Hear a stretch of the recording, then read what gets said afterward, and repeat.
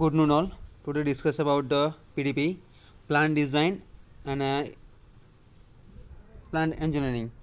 Okay, and same be fifth semester subject CPPD, chemical process, plant design and economics. Unit number 2, specification sheets and equipment of specifications. જોઈએ આપણે same as it is. Okay, equipment specifications એના basis પર આપણે seat જોઈશું અને કયા diagram પરથી એનો કઈ રીતે આવશે, આપણે ઇક્વિપમેન્ટ પરચેસ કરીએ ત્યારે કઈ વસ્તુ આવે છે એ આપણે જોવાના છે. ઓકે, તો સ્ટાર્ટ કરીએ. Equipment specification sheet. The first point, a generalization for equipment design is that the standard equipment should be selected whenever possibilities. એની પોસિબિલિટીઝ કેટલી છે તે જોવાનું રહેશે. Then if the equipment is standard, હવે સ્ટાન્ડર્ડ ઇક્વિપમેન્ટ છે એના બેઝિસ પર આપણે જોવાનું રહેશે અને એના manufacturing may be have the desired size in stock material પર જોવાનું રહેશે. ઇન એની કેસ, કોઈ બી કેસીસમાં આપણે જોઈએ કે કોઈ બી પ્રોસેસ હોય એને આપણે શું કરીએ, ફર્સ્ટ ઓફ ઓલ આઈડેન્ટિફાઈ કરીએ. ઓકે, પછી એનું ફંક્શન કેવું તે જોઈએ, પછી એના પર ઓપરેશન કરીએ. બરાબર, તો હવે આ જે ઇક્વિપમેન્ટ છે એ સ્ટાન્ડર્ડ હોવું જોઈએ. પછી એની manufacturing process may be have the desired size and stock. In any cases, the manufacturing can usually quite a lower price and give better guarantees for a standard equipment than for a special equipment. Simply જે આપણે કહીએ છીએ એના basis પર કઈ રીતે કહીશું, આપણે એક સીટ જોઈએ એના બેઝિસ પર. આ એક સીટ છે. ઓકે, એના બેઝિસ પર આપણે આઈડેન્ટિફાઈ કરવાનું છે. ઓકે, ધીસ વન અને one more this one.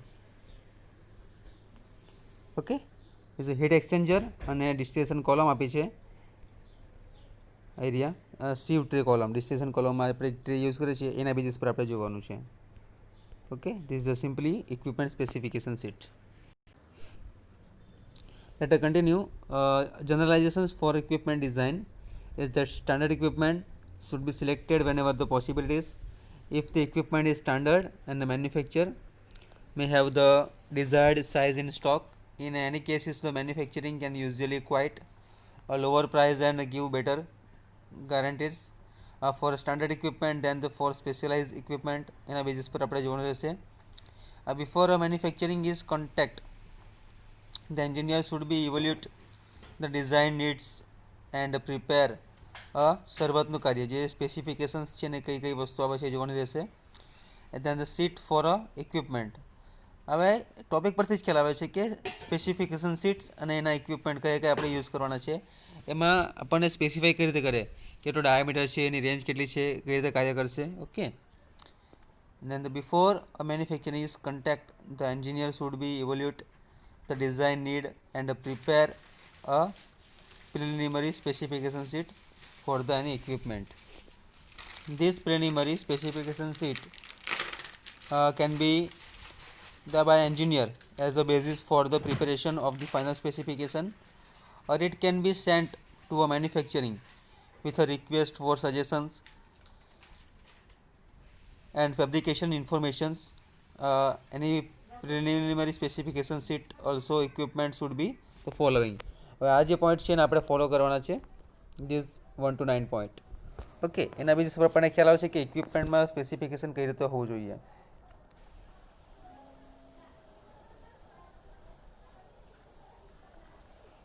Okay, તો ફર્સ્ટ વન ઇઝ આઈડેન્ટિફિકેશન. હવે આપણે કોઈ બી ઇક્વિપમેન્ટ લઈએ તેને આપણે ચકાસીએ ખરા, આઈડેન્ટિફાઈ કરીએ. ઓકે, એક કોઈ બી ઇક્વિપમેન્ટ હોય, હવે સિમ્પલી આપણે કોઈ બી કપડાની દુકાને જઈએ, કોઈ બી ક્લોથ પરચેસ કરીએ તો એના બેઝિસ પરથી આપણે ખબર પડે કે એ ક્લોથ કયા ટાઈપનું છે. ઓકે, આ સિમ્પલી ક્લોથ છે, એનો કલર કેવો છે, સાઇઝ કેટલી છે. ઓકે, બધી રીતે આપણે ચેક કરવાનું રહેશે. દેટ ફંક્શન્સ, એનું ફંક્શન કઈ ટાઈપનું છે એ આપણે જોવાનું રહેશે. ઓકે, એ ફંક્શન્સ કઈ ટાઈપનું છે જોઈશું. હવે ઓપરેશન, એ ઓપરેશન કઈ રીતે કરશે. ઓપરેશન કઈ ટાઈપનું છે, હવે ઓપરેશન્સ મીન્સ કઈ ટાઈપનું વર્ક કરશે, એ સિસ્ટમ એની કઈ રીતે અરેન્જ કરેલી છે તે જોવાનું. Material handle, this one material handle. હવે એને હેન્ડલ કઈ રીતે કરવું, જે વર્ક થાય છે હવે એને બંધ કરવું હોય એ આપણને હેન્ડલ કરતાં બી આવડવું જોઈએ. Basic design data. ઓકે, એનો આપણને ડેટા સિમ્પલી ખ્યાલ હોવો જોઈએ કે એનું ઇક્વિપમેન્ટને આપણે જે પરચેસ લાવ્યા છે એની પ્રાઇસ કેટલી છે, કઈ રીતે વર્ક કરશે, એની સાઇઝ કેટલી છે. ઓકે, તો આના બેઝિસ પરથી આપણે સ્પેસિફાઈ કરી શકીએ કે એ સ્પેસિફિકેશન શીટ છે. દેન એસેન્શિયલ કંટ્રોલ. હવે આને કંટ્રોલ કઈ રીતે કરી શકાય એ બી જોવાનું છે. How to control. Okay, identifications, function, operations, material handle, basic design data, essential control, then also installation requirement. હવે એ વસ્તુની મેન્ટેનન્સ માટેની રિક્વાયરમેન્ટ બી જોવી પડશે કે જે પ્રોસેસ આપણે કરવાના છે આ સ્પેસિફિકેશન શીટ માટે, તો કઈ કઈ વસ્તુ જોઈશે. ઓકે, અલાઉ એન્ડ ટોલરન્સ કેટલું લાગે છે તે જોવાનું. અને last one is a special information for a details pertinent to the particular equipment such as material of construction including gaskets, installation charge, necessary delivery date, support and special design detail for comment માટે. કે આટલી વસ્તુ આપણે ખાસ જોવાની રહેશે. The final specification can be prepared by the engineer. However, care must be exercised to avoid unnecessary restrictions. The engineer should allow the potential manufacturing for fabrication to make suggestions before preparing detailed specifications. In this way, the final design can be included the small changes. Okay, હવે main છે આપણે flow diagram કે specification sheet પરથી આપણે કઈ રીતે discuss કરવાનું છે. Okay, and the preparing detailed specifications in this way the final design can include in the small changes that reduce the first cost with number of decrease in the effectiveness of equipment. For example, the tube in standard heat exchanger are usually 2.44 3.436 in length આપી છે આપણને simply આ business માટે, and the length are the ordinarily kept in the stock by manufacturing and maintenance department કેટલો છે. If a design in this process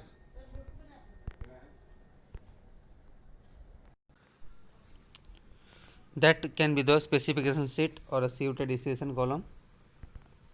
Okay, this is a if a design in this process. Okay, a material construction main chava discussion part for this one CUT idea specification sheet આપી છે આપણને કોના બાબતે specification sheet. હવે કયા date પર આપણે purchase કર્યું છે એ જોવાનું રહેશે, ક્યારે ખરીદ્યું. હવે આઈડેન્ટિફિકેશન માટે ટીમ, આઇટમ નંબર અને નંબર ઓફ રિક્વાયર્ડ આટલી વસ્તુ. ઓકે, ટીમ, આઇટમ નંબર અને નંબર ઓફ રિક્વાયરમેન્ટ. હવે ફંક્શન્સ કયું છે એ જોવાનું રહેશે, ફંક્શન કઈ રીતનું છે એ જોવાનું. દેન એના ઓપરેશન્સ કયા છે એ જોવાના. આપણે જે પોઈન્ટમાં જોઈએ ને ધીસ વન આટલા પોઈન્ટ ફોલો થવા જોઈએ ડિઝાઇન સ્પેસિફિકેશન શીટમાં. Identification, function, operation, material handle, basic design data, essential control, installation requirement, allowance, tolerance, special information and design patients. Okay,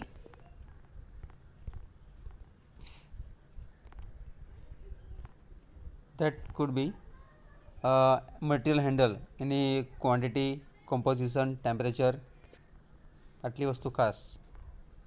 quantity, composition અને ટેમ્પરેચર. ધ્યાન આવે છે ડિઝાઇન ડેટા, એવા number of trace કેટલી છે, રિફ્લક્સ રેશિયો કેટલો છે, pressure, functional height, material construction, tray spacing, skirt height, maximum allowance, vapour velocity, બધી ટ્રીક જોઈ લેવાની છે. કઈ રીતે કાર્ય થાય તે બધા પોઈન્ટ જોવાના આપણે. રિકમેન્ડેડ ઇનસાઇડ ડાયામીટર કેટલો છે. હવે મેઇન વસ્તુ આવે છે યુટિલિટીઝ પ્રોસેસ. હવે યુટિલિટીઝમાં કઈ રીતનું કાર્ય કરે,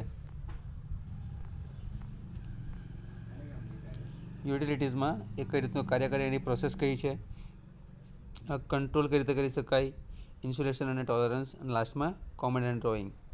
જે શાના માટે છે, CUT માટે છે. Specification sheet for a CUT on a destination column માટે.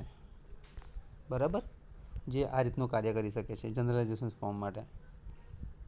હવે આપણે જોઈએ મટીરિયલ અને કન્સ્ટ્રક્શનનો વાત. The effect of corrosion and erosion must be considered in the design of chemical plants and equipment, chemical resistance, physical properties of construction, any material therefore are important factor in the choice and design માટેનો equipment આપણે use કરીએ છીએ. And the material of construction must be resistant to the corrosiveness. Any action may be of the chemical that could be exposed surface, possibilities, erosion caused by the flowing fluid or other types of moving substances must be considered.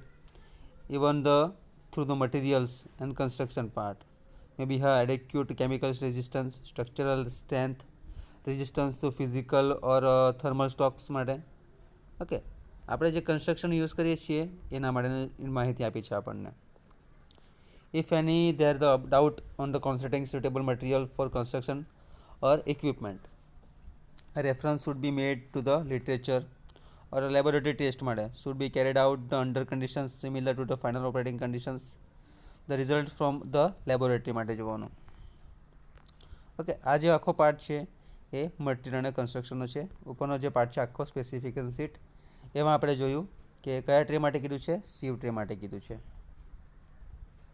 Okay, એની identification, function, operation, quality, quantity અને feed, overhead, reflux, bottom. Okay, એની utilities control કઈ રીતે કરે છે તે જોવાનું. Okay, this is all point important. Controls, insulation, tolerance, comments and drawing. The specification sheet for a sieve tray for any distillation column માટે. Okay, material construction જોયું. હવે લાસ્ટ આપણે જોવાનું છે અધર સ્પેસિફિકેશન શીટ હીટ અને હીટ એક્સચેન્જર માટે. તો heat exchanger માટે છે એનું આઈડેન્ટિફિકેશન. આ આઇટમ છે કન્ડેન્સર. હવે આઇટમ નંબર છે H5, નંબર ઓફ રિક્વાયર્ડ 1 છે. ડેટ ક્યારે દીધી છે, 1/1/2002માં લીધી છે બાય PTW દ્વારા. ઓકે, હવે ફંક્શન શું છે ફંક્શનનું? કન્ડેન્સ ઓવરહુડ વેપર્સ ફ્રોમ મિથેનોલ ફ્રેક્સેશન કોલમમાં. હવે જે વસ્તુ કન્ડેન્સ થાય છે આપણે ફ્રેક્સેશન કોલમમાં એને કલેક્ટ કરીએ છીએ.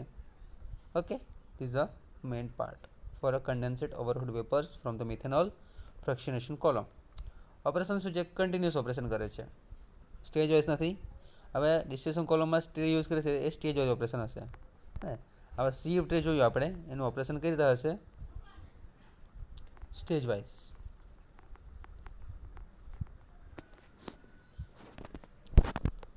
સ્ટેજ વાઇઝ ઓપરેશન છે.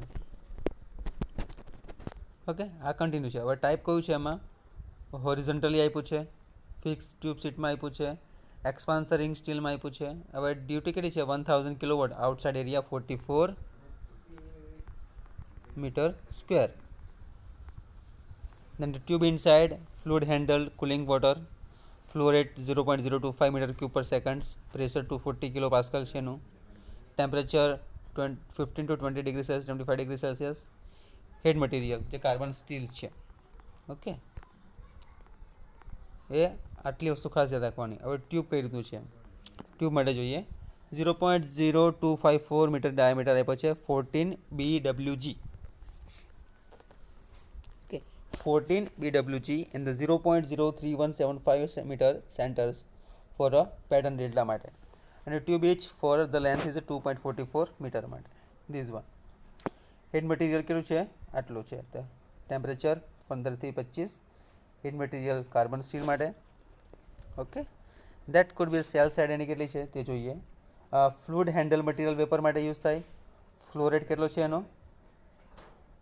0 to 9 kilogram per second, pressure 101 kilopascal, temperature 65 degree Celsius for a constant temperature માટે.